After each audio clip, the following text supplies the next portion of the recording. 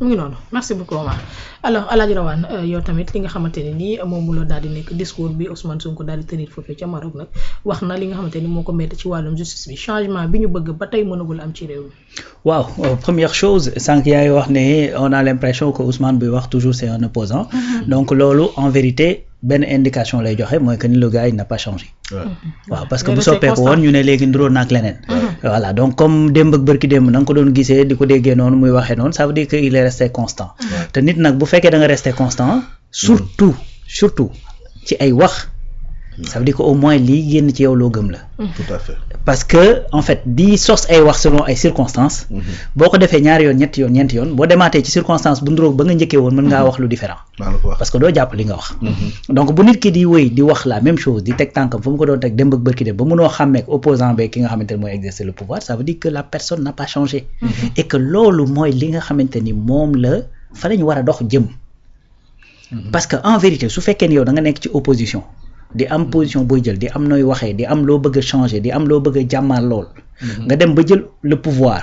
ñu ne la kat pouvoir boo koy exercer kat finalement cadre bi nii la nii nga war a doxee fii nga war a teg sa tànk nii nga war a mel et cetera. mais boo wéyee di doxee noonu mais lan mooy doon sa différence ak ki nga wutu. mais y aura pas de différence bu yàggee nga mel ni comme moom tu vas rentrer dans le moule. moo tax effectivement le fait que. ñuy wax loolu ci Ousmane ça veut tout simplement dire que ni au moins moom ci mu nga ci li mu nekkoon ak la mu doon wax démb ak bërki démb. tout à fait. ce qui n'est pas d'ailleurs valable pour tout le monde. Ouais. voilà maintenant donc mi voilà te indicateur boobu la lay jox beneen affaire mooy li mu wax ci justice bi du tey la koy soog a wax te du moom dong moo koy wax c'est-à-dire moom la baatam gën a fës. mais boo génnoon ci mbedd mi fii dajeeg benn sénégalais bu ñu la ba ma jotee léegi ci wàllu yoon man xam naa koo xamante ni tey dañ ko escroquer xaalisam aujourd'hui pour mu jot ci c'est-à-dire mooy obligé di génnewaat ci xaalisam di def pour dem jëli ay huissier fii jëli ay lële fële même waa ji bu ñu la jàppee sax après ce sera à tes frais yow mi ko yóbbu ci yoon c'est-à-dire les sénégalais yuy wax ne yoon jaaduwul duñ fi jeex.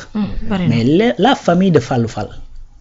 ñoom di nga leen dem ne leen justice mi ngi dox comme ni muy doxee ñun la dëgg la. duñ ko gëm dañ naan c'est pas vrai. le jeune de Kébémer. waaw mais doo dem seen famille ne leen justice bi mi ngi dox ni mu war a doxee ñu gëm la. jaay doole kay ma fi. donc loolu c'est-à-dire Ousmane la baatam gën a fës. mais c'est-à-dire moom baatam dañ koy utiliser pour ceux qui n'ont pas de voix. ñi nga xamante ni seen baat mënta yegg foofu. léegi nag lii ci dommage mooy c'est-à-dire 10 ans nga nekk di xeex ànd koog ay nit. pour que ngeen changer dara yow la sa baat di dégg moo tax muy wax ni lépp lu ñu leen wax à 90% maa leen ko wax. parce que c'est lui moom moo doon dem di wax ak nit ñi. ba gëmloo lu bari ci sénégalais que ni soppeeku mën naa am. nga ñëw ba récupérer jël pouvoir. ak ñi nga ko àndal ak façon bi nga ko jëlee duñ ci revenir. mais nga continuer amoo dara lu dul kàddu mais loolu c'est-à-dire frustration gën koo mag. sérieusement yow da ngay wax pendant 10 ans pour ne il faut que ñu soppi. nga fexe ba loolu jural leen yow bi nga demee élection joxoñ nit nga def ñu fal ko à 54% plus de 54%. maintenant yow nga récupérer pouvoir war ko téye sa loxo. ngir soppi. moment bi nga war a amee pouvoir pour soppi c'est-à-dire tu te rends compte que naka te yow. kàddu kese nga yor. et c'est exactement ce qui se passe. c'est que Ousmane fu mu toll nii ba léegi xam nga lan la mën di dénoncer. lii doxul il faut que ñu changer ko parce que il n'a pas les leviers pour changer ko. et que loolu ban message beneen lay joxe mooy que ni pour que ma mën les 90% de li ngeen déggoon taman ma wax leen ko pour ma mën koo def. il faut que j'ai les leviers. tout à fait moo tax bi moo di wax fii ci suba di naan li mu jàngat ci wax ji mooy que ni Ousmane est en train de préparer 2029 mais doo ko teggi. doo ko teggi parce que à la fin qu'est-ce que tu vas te dire ban question ngay posé wu waaw Ousmane yaa ngi doon dénoncer léegi tu es devenu premier ministre yaa ngi dénoncer ba tey pourquoi.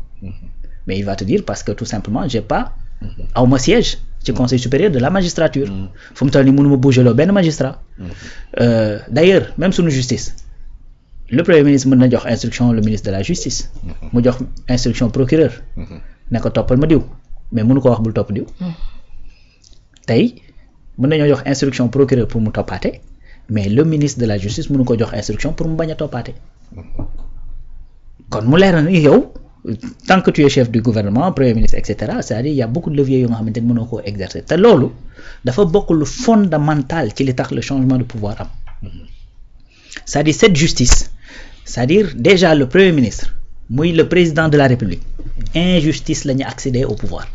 Tout à fait. Voilà kon ñooñu dañoo war a nekk dans une position bu nga xamante ni képp kuy dund injustice kenn gënu leen mën a yey pour comprendre yow li ngay dund lu mu doon. kon ñooñu noonu kenn gënu leen war a mënoon a taxaw ci changer la justice. mais tey on sait que ni d'autant plus que li may wax ni waxuma ko juste pour wax ko parce que kii mais on entend les discours. c'est-à-dire il y a un qui dit que ni il faut que ñu juboo il y a un autre qui dit que ni d'accord bañu ma juboo parce que du ma nitu ay waaye il faut que effectivement ñi nga xamante ne dañoo tooñ duñ jubóog ñoom. la ngay jubóog ñoom c'est-à-dire il faut que tout simplement nga def justice. problème bi du yow ñoom. kon ci noonu effectivement mën nañu nekk à même de dire que ni Ousmane aujourd'hui dafay am pression buy tegu ci mbagam parce que un moo joxoñ pour ñu fal. 90% comme ni mu ko waxee ci kàddu gi moo ko daan wax. engagement yi moo ko doon jël su fekkee dem na ba nga xamante nit ñi génn nañ li ci xew yëpp xew ci ñii gaañu ci ñii ñàkk ci seen bakkan ñii ñu tëj leen ci kaso pendant très longtemps et cetera mais toute cette pression mais moom li mu ciy gàddu keneen du ko mën a gàddu parce que mooy nekk la personne morale bi représenter loolu yëpp. de ce fait day nekk dans une situation inconfortable loolu nag mënu koo noppiloo. parce que boo ko noppiwee ñu ne kii sa tey consent dañ naan kon yow li ñuy def nii ànd nga ci. il faut nga wëy di ko dénoncer ba jusqu'à ce que ngay mën a am la possibilité pour def ko parce que tamit diine sax ci boppam moo ñu sant ne bu mbir nekkee fii te nekk ab safaan boo amee loo ko mën a fajee da nga ko war a faj boo ko mënta faj da ngaa war a woo ku ko mën a faj boo gisul ku ko mën a faj da nga ko war a dénoncer ba ñëpp xam ne naqadi na la bu fajuwul nag nga soog koo noppiwaale te di ko naqarlu sa xol loolu la léegi nag Ousmane tollagul fu muy naqarloo ci xolam parce que bu dee sax poste de premier ministre il est aujourd'hui le premier ministre de la République du Sénégal. Bien sûr. yor un gouvernement bu nekk effectivement di ko mu koy doxal moo tax buy continuer di wax ci justice lii moo tax c'est-à-dire du pour xeex ma Demba wala xeex ma Samba wala et cetera c'est-à-dire c'est vrai que c'est une corporation mais dans une corporation day am ñu baax am ñu baaxul loolu c'est partout fu mbooloo daje dina am ñu tane am ñu baax am ñoo xamante ni laisse tomber bu ñuy wax nag naan fii ci mbooloo mii daa am ñu ci baaxut c'est-à-dire yow mi nga xamante ni yaa ngi góorgóorlu sa kéem kattan tu dois pas te sentir concerné da ngay xam ne yow wax ji moomoo ko benn kilifa dafa ne bu ñu la joxee message comprendre ko rek c'est parce que le message c'est pas pour toi waaw loolu la kon justice bu ñuy wax c'est-à-dire mënuñu wax justice la ñuy wax parce que c'est l'activité en question c'est le pouvoir en question mais bu ñuy wax c'est-à-dire ci ñi nga xamante ne doxuñu ni mu war a doxee muy ci nit yi muy ci procédures yi muy ci textes yi li nga xamante ni doxul c'est-à-dire loolu yëpp la ñu war a dénoncer teg ko sur la table Seydina Omar mi ngi koy rappeler léegi les assises yi ñu def ci justice kon xamoon nañ liy priorité bi parce que bu dee économie ban Sénégalais moo xamul ni fu mu toll nii li fi nekk ci économie tey jafe-jafe mun ñu ko régler ci benn fan ci ñaari at ba Sénégalais yëpp ko xam ñëpp a xam ni processus la il faut que ñu dox un certain temps pour mën a régler les problèmes économiques mais justice on n'a pas besoin d'attendre 10 ans encore ou 20 ans encore pour entamer li nga xamante ne mooy changement yi ci war a dem te loolu rek la Sénégalais encore une fois di demander tey lii war a sax ne am na ci yoo xamante ne waruñu koo xaar lu yàgg parce que prescription dafa am ci wàllu yoon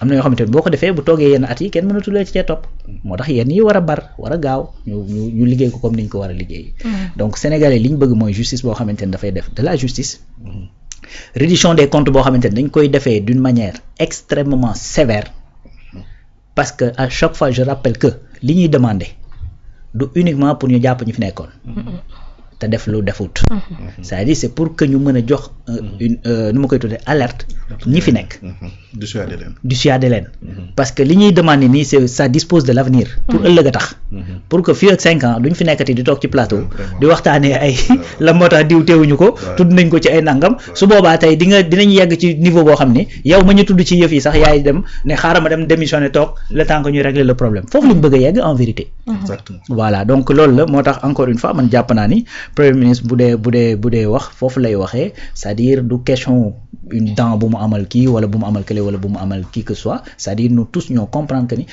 xam nga lan moo gën a grave pour daanelee foofu Sénat mooy bu njëkk da nga daan gis ñi nekk au pouvoir dañ naan force restera à la loi justice mi ngi dox l'état doit être fort ñi nekk ci kujje gi naan yoon amul ci réew mi dañuy jaay doole et cetera mais li gën a grave mooy aujourd'hui ñi nekk ci kujje gi ñi nekk au pouvoir ñëppay jooy justice ñëppay jooy justice kon kay loolu ça veut dire que ça s'est même empiré entre temps. kon loolu nag il faut que ñun ñëpp ñu toog ñu xoolante suñu biir waxante ay dëgg régler li nga xamante ne moom la ñu war a régler pour que ëllëg lu baree bari au moins ñu mën cee bañ a delluwaat. mu ngi noonu. discours bi ni ngeen ko daal di jàngatee yéen ñaar wuute na ak ni ko ñeneen ñi daal di gisee ndax ñeneen ñi def nañ ci seen i appréciation ku ci mel ni moom docteur Yoro Dia daal dina ciy def moom tamit appréciation bi mu ci daal di am nee na le seul problème c'est lui il veut la vengeance pas la justice.